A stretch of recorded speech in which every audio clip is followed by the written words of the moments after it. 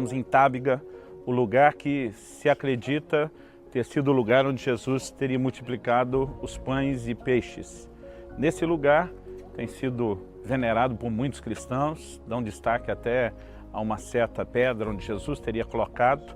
A nossa ênfase aqui, eu quero insistir nisso, não é exaltar ou identificar os lugares e nem tê-los como santos, mas é lembrar a história, é lembrar o que Jesus fez, considerando que Ele é o mesmo ontem, hoje e será para todo sempre. Ele continua sendo o operador de milagres que foi nessas terras. Não é o lugar, é a história que aqui aconteceu, o lembrete que eu e você temos, a mensagem que nos inspira.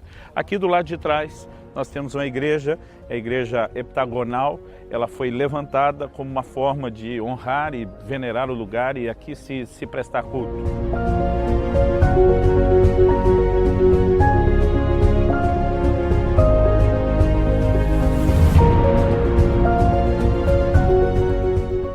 Gente, algo interessante que nós temos aqui em Tábiga é uma antiga prensa para se fazer o azeite.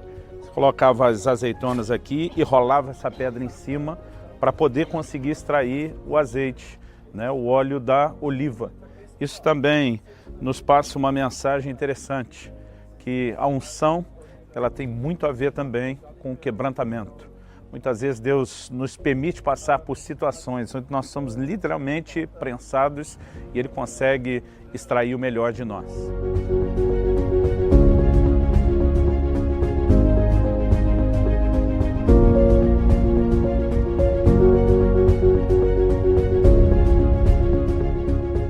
Aqui, antes de entrar na igreja, nós temos no pátio uma oliveira, que é algo muito comum aqui na região. Ali dentro nós temos a chamada Igreja da Multiplicação.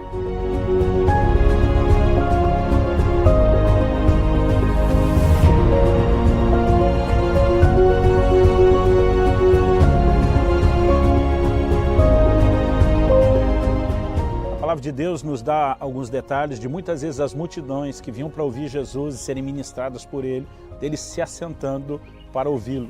Até porque era muito tempo. Eles não tinham essa facilidade, um conforto de um banquinho como esse, mas algo que a Bíblia nos fala, por exemplo, por ocasião da multiplicação de pães em Tábiga, é que Jesus os fez assentar sob a relva verde. E a gente precisa imaginar que essa região próxima ao Mar da Galileia, ela tinha muito desses gramados que você pode ver aqui agora.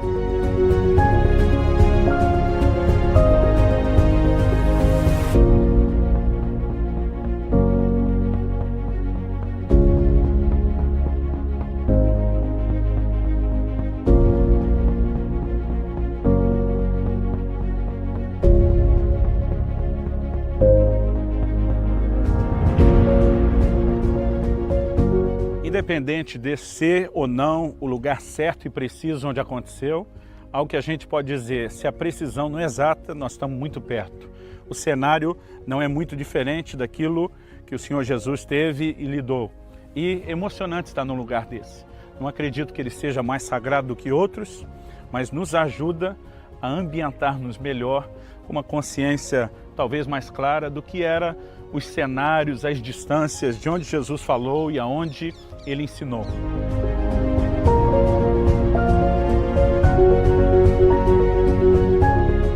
Uma coisa interessante quando a gente consegue mensurar mais ou menos como era esse terreno que Jesus usou para os seus ensinos, nos ajuda também a compreender um elemento importante da pregação de Jesus, que era não só a simplicidade de aplicação prática do seu ensino, mas as ilustrações que ele usava.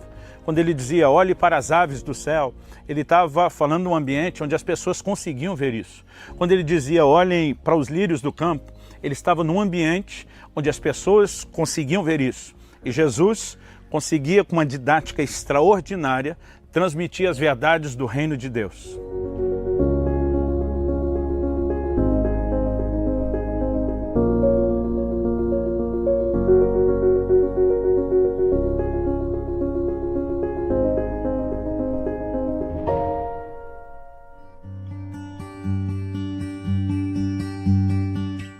Evangelho de Mateus, no capítulo 6, a partir do versículo 25 até o versículo 34, nós lemos a seguinte declaração parte do ensino de Jesus no que chamamos o Sermão do Monte ou da Montanha. Por isso vos digo, não andeis ansiosos pela vossa vida, quanto ao que haveis de comer ou beber, nem pelo vosso corpo, quanto ao que haveis de vestir. Não é a vida mais do que o alimento, e o corpo mais do que as vestes? Observai as aves do céu, não semeiam, não colhem, nem ajuntam em celeiros, contudo vosso Pai Celeste as sustenta. Porventura não valeis vós muito mais do que as aves? Qual de vós, por ansioso que esteja, pode acrescentar um côvado ao curso da sua vida? E por que andais ansiosos quanto ao vestuário? Considerai como crescem os lírios do campo. Eles não trabalham, não fiam. Eu, contudo, vos afirmo que nem Salomão, em toda a sua glória, se vestiu como qualquer deles. Ora, se Deus veste assim a erva do campo, que hoje existe e amanhã é lançada no forno, quanto mais a vós outros, homens de pequena fé. Portanto, não vos inquieteis dizendo que comeremos, ou que beberemos, ou com que nos vestiremos, porque os gentios é que procuram todas essas coisas, pois vosso Pai Celeste sabe que necessitais de todas elas. Buscai, pois, em primeiro lugar o seu reino e a sua justiça, e todas essas coisas vos serão acrescentadas. Portanto, não vos inquieteis com o dia de amanhã, pois o amanhã trará os seus cuidados. Basta ao dia o seu próprio mal.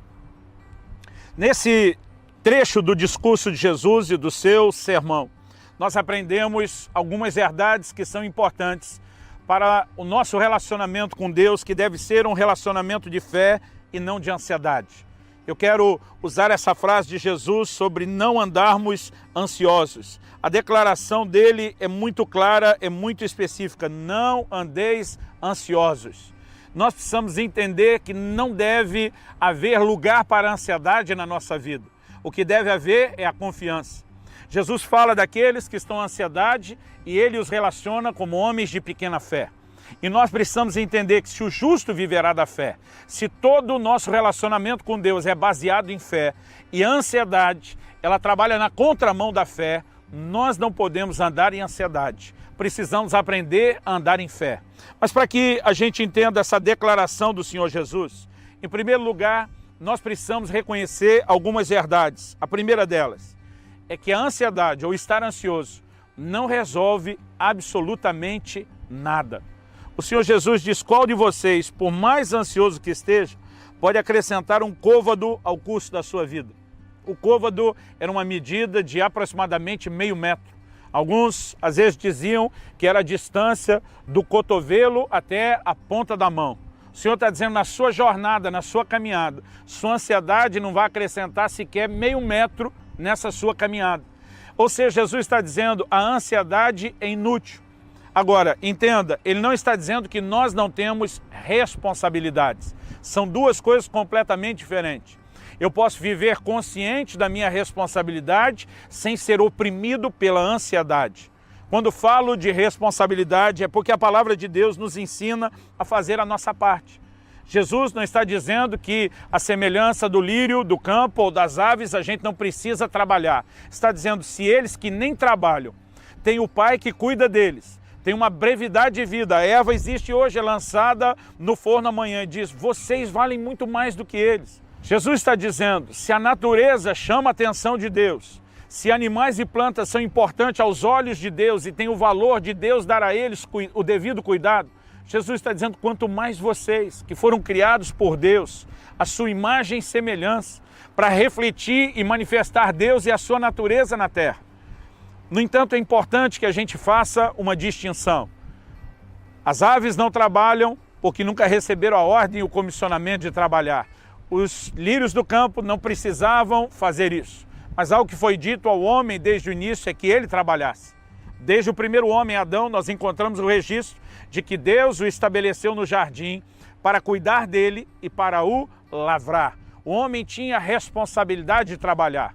Outro dia eu vi alguém falando, não, o trabalho é maldição, é por causa do pecado. Eu falei, de jeito nenhum. A maldição foi tornar o trabalho mais difícil do que era. Mas o trabalho foi dado antes de haver a queda, antes de haver o pecado, e ele não pode ser visto como maldição, ele é uma responsabilidade. A palavra do Senhor nos declara em 1 Timóteo, no capítulo 5 e no versículo 8, que se alguém não cuida dos seus, negou a fé e é pior do que o incrédulo. O que nós aprendemos com isso é que temos responsabilidade. O que Jesus dizia não era, olha, simplesmente deixe trabalhar, sente num canto fazendo nada e apenas confiando em Deus. A palavra de Deus está nos ensinando a cumprir a nossa responsabilidade sem ansiedade. Jesus está dizendo, a ave não está nem trabalhando e o Pai está alimentando.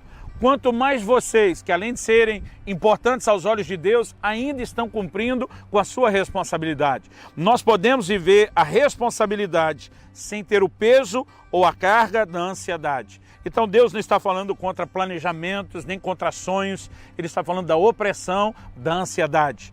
Em segundo lugar, nós precisamos entender que o ato de ansiedade chama toda a responsabilidade do sustento, de alcançarmos aquilo que precisamos e às vezes mais do que precisamos, o que sonhamos, somente por nós mesmos. A ansiedade tira a confiança em Deus e coloca somente em mim, no meu trabalho, no meu desempenho, como se tudo dependesse só de mim. Coloca sobre mim, sobre nós, a única responsabilidade de produzir resultados. E a fé, ela nos leva a um lugar onde mesmo quando a gente cumpre a nossa responsabilidade, a gente sabe que pode contar com a ação de Deus. Vamos ver alguns textos da palavra de Deus que estão alinhados com o que Jesus falou. Filipenses capítulo 4, versículos 6 e 7. Paulo diz, não andeis ansiosos de coisa alguma. Além dele repetir o que Jesus falou de não andar ansioso, ele diz de coisa nenhuma. Não é para ficar ansioso pelo que come, pelo que veste, onde dorme, por coisa nenhuma na sua vida. Ele continua, em tudo, porém, sejam conhecidas diante de Deus as vossas petições, pela oração e súplica com ações de graças. Então ele diz, e a paz de Deus, isso é o oposto da ansiedade, a paz que excede todo entendimento, guardará o vosso coração e a vossa mente em Cristo Jesus. Quanta gente tem sido oprimida, massacrada, destruída pela ansiedade, quando poderia estar vivendo a paz de Deus.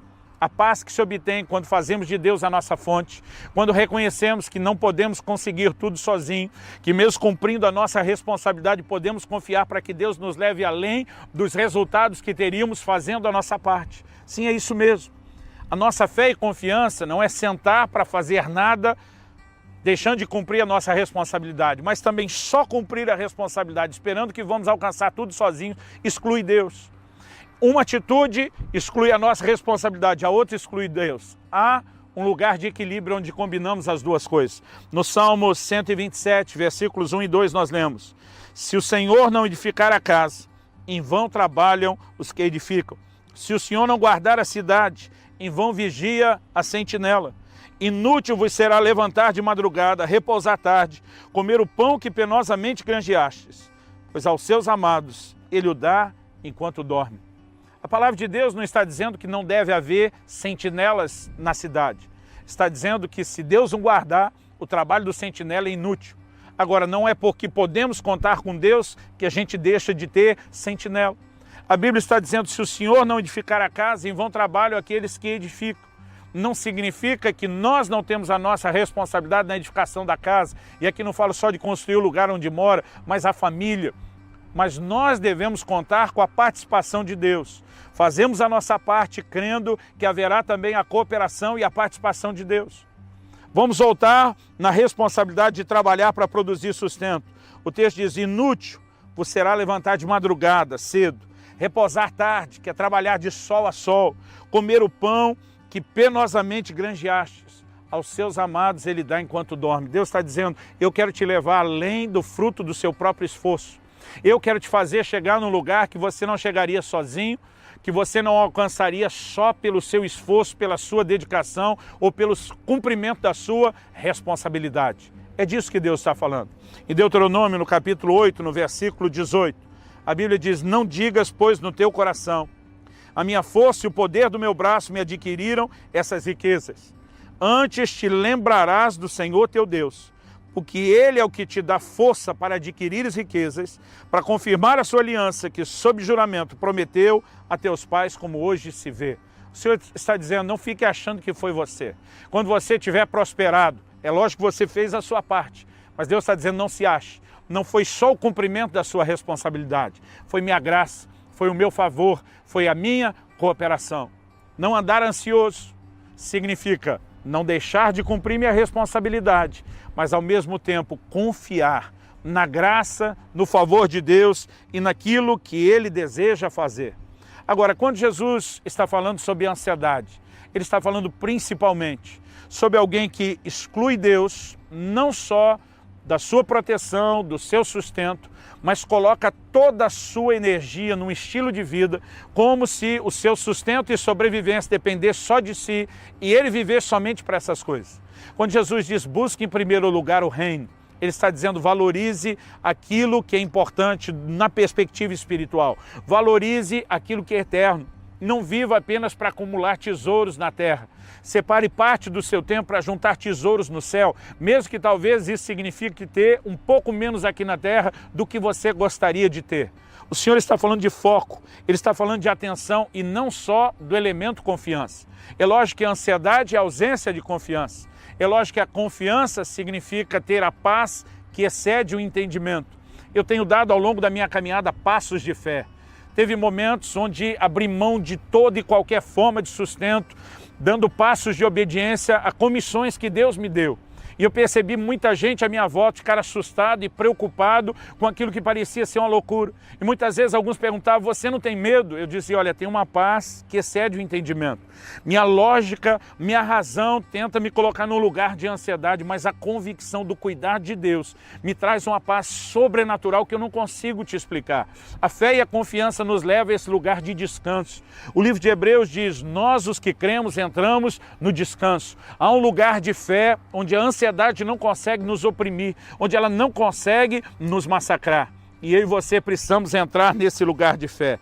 E esse lugar de fé e confiança também é uma declaração dos valores que temos e do que é prioritário. Quando temos a capacidade de confiar em Deus, porque estamos colocando o reino em primeiro lugar, nós vamos entender duas coisas. Em primeiro lugar, Jesus está dizendo, vocês valem mais. Cada cristão precisa entender o quanto ele é importante para Deus, o quanto ele é amado por Deus, o quanto ele é valorizado por Deus, o quanto Deus se importa com cada um de nós e com a forma como vivemos. Mas nós também precisamos nos importar com Deus. Nós precisamos agir e colocar Deus e o seu reino em primeiro lugar, dizendo não há nada mais importante para mim do que viver Deus, do que viver o estabelecimento do reino de Deus, de cooperar com o reino de Deus. Aqui Jesus está falando do outro lado da moeda. Não é só aquela onde nós somos valorizados, mas é aquela onde nós também valorizamos Deus e o reino, dizendo eu concentro forças e energia sem medo de que a minha dedicação a Deus e o reino vá fazer com que me falte qualquer outra coisa. Quando Jesus diz, busque em primeiro lugar o reino de Deus e a sua justiça, e as demais coisas vos serão acrescentadas. Eu gosto de usar uma frase, que quando a prioridade é o reino, o resto vem a reboque. Há coisas que o Senhor simplesmente vai nos acrescentar. Eu tenho vivido na minha vida, na história da minha família, esses acréscimos. Eu tenho vivido intervenções de Deus. Eu tenho vivido a bênção e o favor de Deus me levando a ter, alcançar e usufruir coisas que talvez eu nunca teria conseguido se me dedicar só a isso. Mas enquanto cuidava dos interesses dele, eu pude ver em contrapartida Deus também cuidando dos meus interesses. Nós precisamos entrar nesse lugar de fé e de confiança. A palavra de Deus diz no livro de Isaías, eu quero encerrar essa meditação com esse texto. No capítulo 26 do livro de Isaías, nós lemos nos versículos 3 e 4 a seguinte declaração. Tu, Senhor, conservarás em perfeita paz aquele cujo propósito é firme, porque ele confia em ti. Confiai no Senhor perpetuamente, porque o Senhor Deus é uma rocha eterna. O versículo 5 continua a mensagem, mas até o 4 nós temos uma mensagem de que há uma confiança em Deus que nos coloca numa rocha, num lugar estável, no lugar onde estamos guardados e protegidos. E o versículo 3 diz que o Senhor conservará em perfeita paz. Assim como Paulo diz, e a paz de Deus que excede todo o vosso entendimento vai se manifestar, depois que em vez de você ficar ansioso, foi a Deus em oração e confiança. Aqui também, Deus está relacionando uma paz que se manifesta para aquele cujo propósito é firme. A determinação de amar a Deus, de obedecê-lo, de fazer de Deus e do seu reino a prioridade. Quando temos essa firmeza de propósito e confiança, então seremos guardados em paz. em vez de ser massacrados pela ansiedade. Nos próximos minutos, teremos uma conversa de aplicação prática dessas verdades que você ouviu. Fique conosco.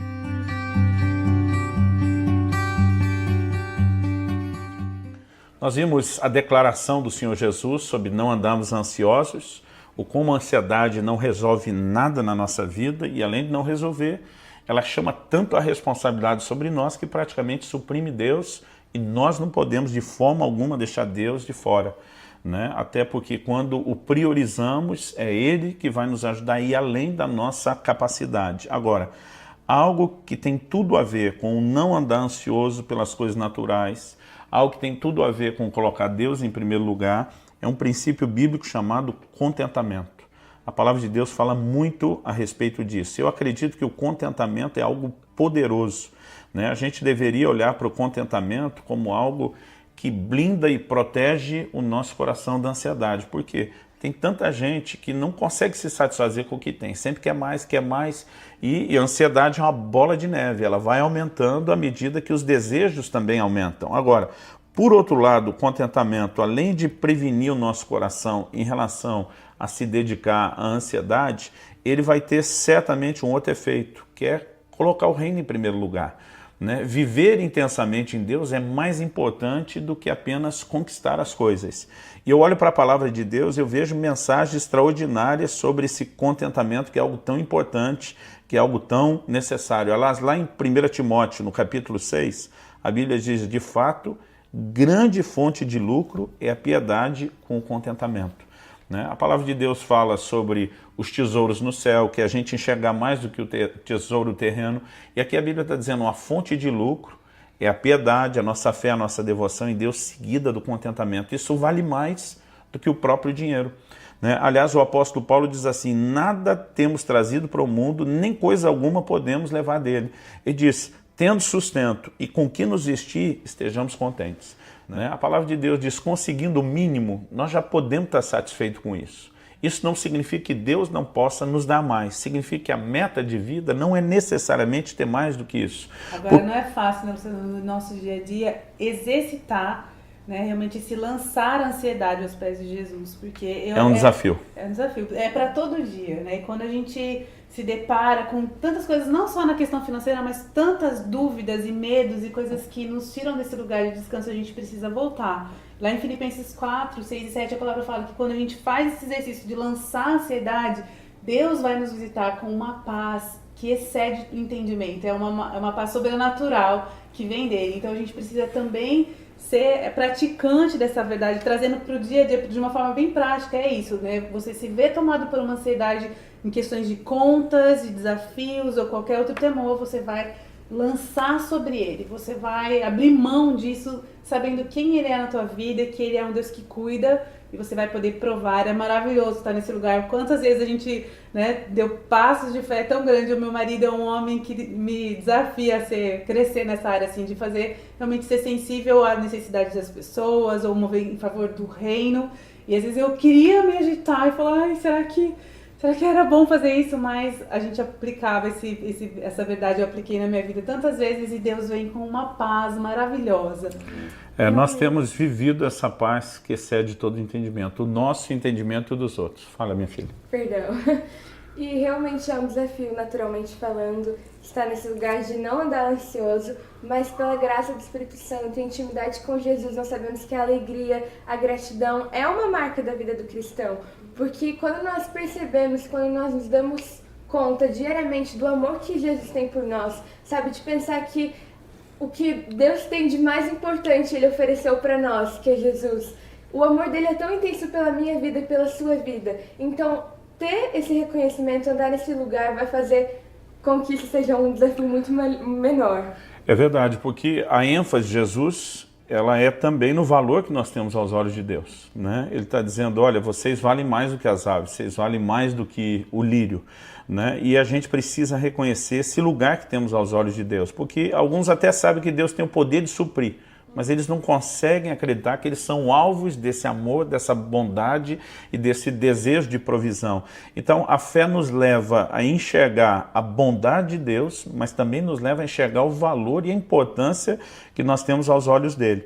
Voltando à questão de exceder todo o entendimento, de fato, como família, a gente tem feito coisas que aos olhos de outros seriam loucuras, né? Já abrimos mão de posição de conforto e segurança financeira, né, por causa do reino de Deus. Já deixamos para trás sustento, patrimônio, para simplesmente priorizar um chamado de Deus. Agora, durante esse tempo, apesar de ter a nossa luta pessoal, para não ficar ansioso, depender de Deus, algo que a gente aprendeu, e eu quero dar uma palavra aos pais, era proteger os nossos filhos daquilo que estava acontecendo, né? Então, eu me lembro, meus filhos ainda bem pequenos, quando nós tomamos a decisão de plantar uma igreja em Irati, no interior do Paraná, e a gente desfez de tudo que tinha para poder começar aquele projeto e rapidamente, aquilo tudo que a gente desfez, né, rapidamente se foi e a gente baixou muito o padrão de vida. Mas eu me lembro de uma ocasião que nós assistimos aquele filme A Vida é Bela, e a Kelly brincava, olha, o que esse pai fez com o menino num campo de concentração, fazendo parecer que tudo é uma festa, é o que o crente deveria fazer na vida, né? E a maneira como nós conversávamos com os nossos filhos era como se realmente a gente estivesse vivendo o melhor possível, né? E não era uma mentira, porque a gente acreditava que era o melhor. E hoje que eles cresceram, quando a gente conta os detalhes da experiência, a afirmação deles é: a gente não lembra de ter sido algo difícil, ruim ou de ter faltado nada. Sério, eu não lembro nem dessas fases, às vezes que vocês contam, eu falo, mas a nossa vida é perfeita. Ótimas lembranças que a gente tem nessa época. E quando a gente põe o reino em primeiro lugar, eu gosto de dizer, o resto vem a reboque. Deus vai cuidar, né? Há momentos onde a gente passou pelo que alguns chamariam de privações, né? Mas há momentos onde a gente também tem vivido coisas extraordinárias. A gente brinca que tem coisas que é só para milionário ou missionário. E já que a gente é milionário, a gente acaba às vezes vivendo a condição de missionário. Agora, mesmo que isso não acontecesse também o tempo todo, a gente estaria feliz e satisfeito, porque quando o coração está em Deus e no reino, independe as circunstâncias, a nossa alegria, o nosso preenchimento é Deus. Então jogue fora a ansiedade, confie no Senhor, dependa dEle, coloque Deus e o seu reino em primeiro lugar, e você se